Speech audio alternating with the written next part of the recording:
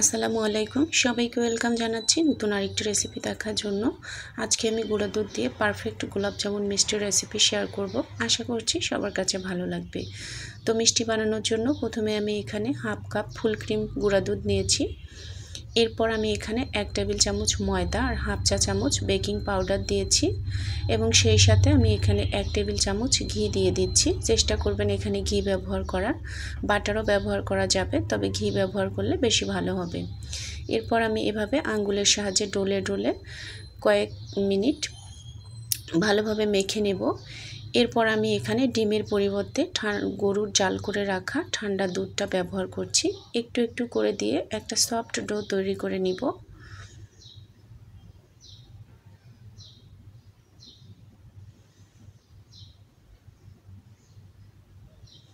তো প্রথমে একবারে দেওয়া যাবে না, দুধটা একটু একটু করে দিয়ে ডোটা এরকম তৈরি করে নিতে হবে।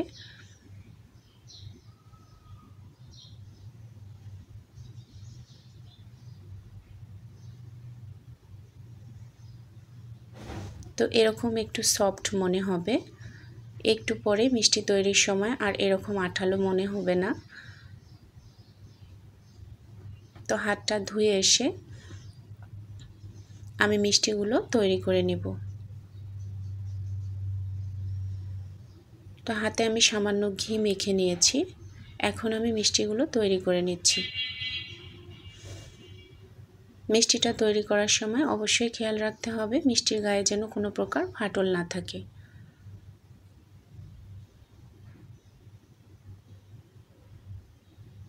তো ছোট বড় সাইজ আপনারা আপনাদের পছন্দ অনুযায়ী করে নিতে পারেন।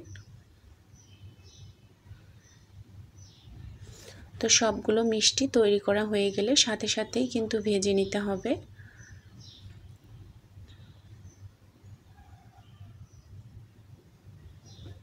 এখন আমি ফ্রাই প্যানে তেল গরম করতে দিয়েছি। তেলটা এমন গরম হবে যে আপনি আঙ্গুল চুবাতে পারবেন, গরম লাগবে না। এই অবস্থায় মিষ্টিগুলো ছেড়ে দিতে হবে আর চুলার জাল একদম লো থাকবে। মিষ্টিগুলো একা একাই ফুলে উঠবে।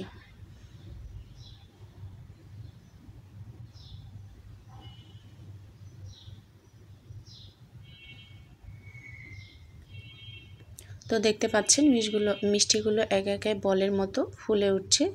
এগুলো ডাবল সাইজের হয়ে যাবে।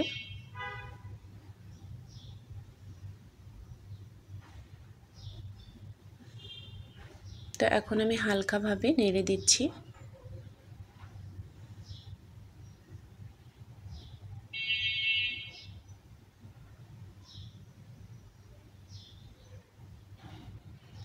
তো চুলার জাল আমি একদম লোতে রেখেছি।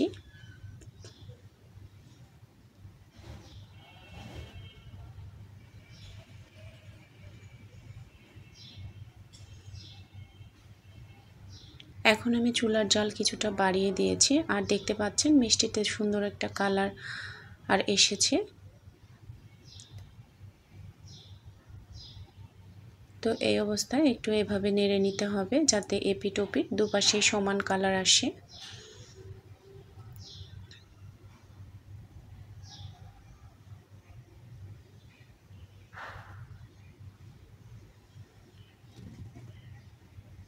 তো আমার সুন্দর একটা কালার এসেছে। আমি এখন এগুলো উঠিয়ে নিচ্ছি। উঠিয়ে এক সাইডে আমি রেখে দিচ্ছি কিছুটা ঠান্ডা হওয়ার জন্য। আর এখন আমি এখানে একটা শিরা তৈরি করে নিব। শিরা তৈরি করার জন্য আমি এখানে 1 কাপ চিনি নিয়েছি আর সেই সাথে 2 কাপ এখানে পানি দিতে হবে। চিনি যতটুকু পরিমাণে নেবে এর ডাবল হচ্ছে পানি দিতে হবে। তো এরপর সুন্দর একটা ফ্লেভারের জন্য আমি এখানে 2টা এলাচ দিয়ে দিচ্ছি।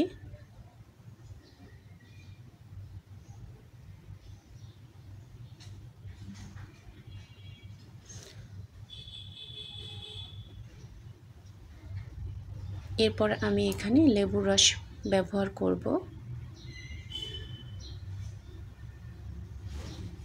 তো যখন চিনিটা গলে যাবে তখন আমি এখানে ভেজে রাখা মিষ্টিগুলো দিয়ে দিব। শিরাটা আমার গরম থাকবে এবং মিষ্টিগুলো হচ্ছে হালকা গরম, এই অবস্থায় কিন্তু শিরাতে দিতে হবে।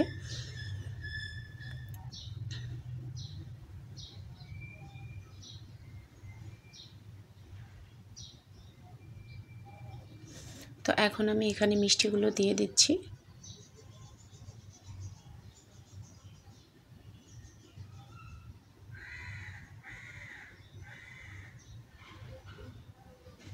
তো মিষ্টিগুলো দিয়ে আমি ঢেকে দিব। 5-7 মিনিটের মতো এটা জাল করে নিব। তো ঢাকনার যে ছিদ্রটা আছে আমি ছিদ্রটাও বন্ধ করে দিচ্ছি।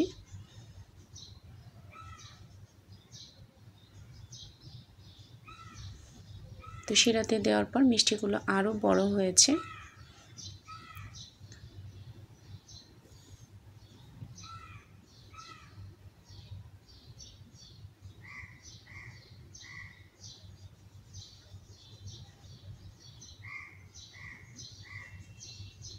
এখন আমি ঢাকনাটা খুলে নেড়ে নিচ্ছি। মিষ্টিটা আমার একদম হয়েছে। দেখতে পাচ্ছেন কতটা সুন্দর কালার এসেছে। এখন আমি মিষ্টিটা ঠান্ডা হওয়ার জন্য রেখে দিব। তাহলে রসগুলো মিষ্টিটা টেনে দেখেন কত বড় হয়েছে